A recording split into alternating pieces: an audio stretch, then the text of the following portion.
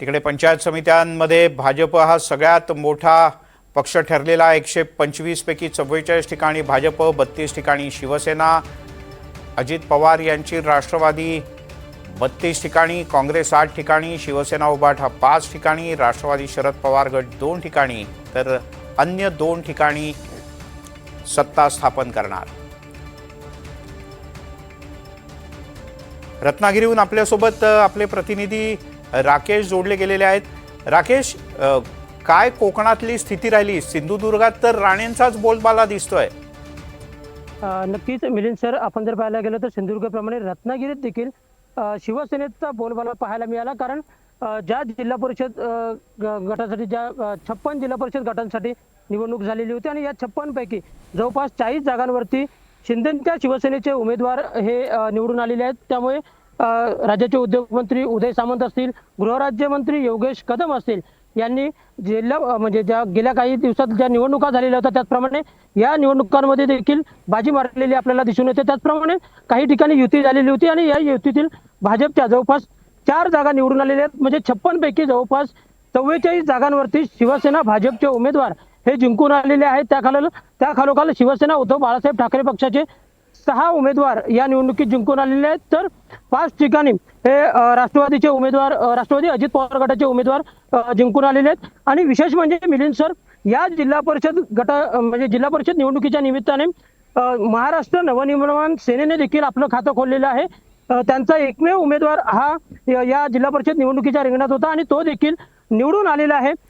प्रमोद गांधी हे शृंगारतळी जिल्हा परिषद गटातून निवडणुकीसाठी उभे होते आणि ते या निवडणुकीत जिंकून देखील आलेले आहेत। दुसरीकडे जर आपण सर बघायला गेलं तर या जिल्हा परिषद निवडणुकीमध्ये राजकीय नेत्यांचे देखील काही नातेवाईक उभे होते। त्यामध्ये विक्रांत जाधव, शिवसेना नेते म्हणजे शिवसेना उभाटाचे नेते आमदार भास्कर जाधव यांचे चिरंजीव माजी जिल्हा परिषद अध्यक्ष विक्रांत जाधव हे गुहागर मधल्या अजगोली जिल्हा परिषद गटातून निवडणुकीसाठी उभे होते, पण यावेळी त्यांचा देखील विजय झालेला आपल्याला पाहायला मिळतोय। तर दुसरीकडे आपण जर पाहायला तर माजी जिल्हा परिषद अध्यक्ष रोहन बने यांचा मात्र या ठिकाणी शिंदेच्या शिवसेनेचे ते उमेदवार होते। दुसरीकडे जर आपण पाहायला गेलं तर या संगमेश्वर जिल्हा परिषद गटातील कोसुम जिल्हा परिषद गटात शिवसेना विरुद्ध भाजप अशी मैत्रीपूर्ण लढत या ठिकाणी झालेली होती आणि या ठिकाणी मैत्रीपूर्ण लढतीत भाजपने बाजी मारलेली आहे। या ठिकाणी शिंदे शिवसेनेच्या उमेदवाराचा प्रमोद अधटराव यांनी पराभव केलेला आहे। त्याचप्रमाणे शिवसेना नेते माजी मंत्री रामदासभाई कदम यांचे बंधू चंद्रकांत उर्फ अण्णा कदम हे देखील निवडणुकीच्या रिंगणात पुन्हा एकदा उतरलेले होते। त्यांचा देखील विजय या निवडणुकीत झालेला आहे। माजी जिल्हा परिषद अध्यक्षा रचना महाडिक यांचा मात्र पराभव या ठिकाणी। बर राकेश, 2 प्रश्न। रायगड जिल्ह्यामध्ये जी मुख्य लढत होती, आरोप प्रत्यारोपांनी जे काही सगळं गाजलेलं होतं प्रकरण, तर ते रामदास कदम विरुद्ध भास्कर जाधव अशा प्रकारचंच होतं। तर या दोघांचे समर्थक, त्यांचे कार्यकर्ते, या दोघांचेही पक्ष यांची जिल्ह्यातली स्थिती काय राहिली?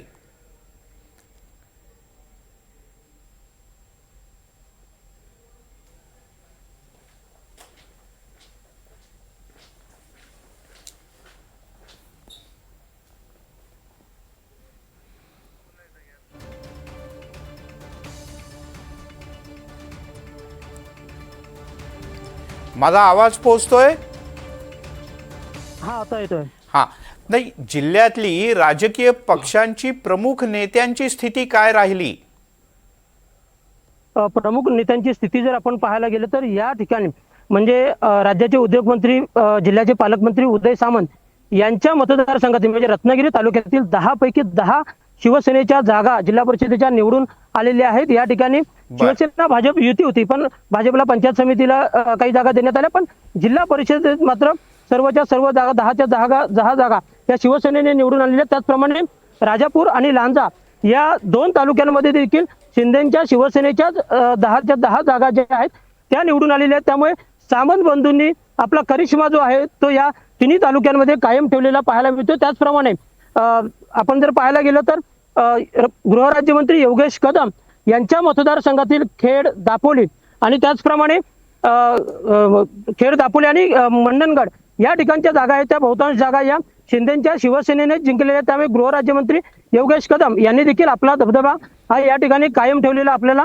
पाहायला मिळतोय. पण पर्यायाने मात्र दुसरीकडे शिवसेना उद्धव बाळासाहेब ठाकरे पक्षाला देखील कुठेतरी म्हणजे अवघ्या 6 जागा त्यांच्या पदरात पडलेल्या आहेत. कारण भास्कर जाधव यांच्या मतदारसंघातील देखील म्हणजे गुहागर मधील अवघी 1 जागा जिंकता आलेली आहे. त्याचप्रमाणे चिपळूणमध्ये जागा आलेली आहे. त्याचप्रमाणे संगमेश्वर तालुक्याने मात्र शिवसेना उद्धव बाळासाहेब ठाकरे पक्षाला हात दिलेला आहे. कारण या ठिकाणी 3 उमेदवार त्यांचे निवडून आलेले आहेत.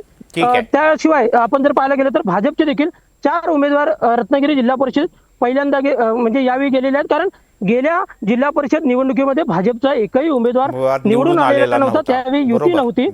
यावेळी मात्र त्यांनी 4 जागा जिंकून आणलेल्या आहेत. त्यामुळे रत्नागिरीत शिवसेनेच्या बरोबर युती केल्याचा फायदा भाजपला इथे झाल्याचं दिसतंय. तुर्तास धन्यवाद या सगळ्या सविस्तर माहितीबद्दल.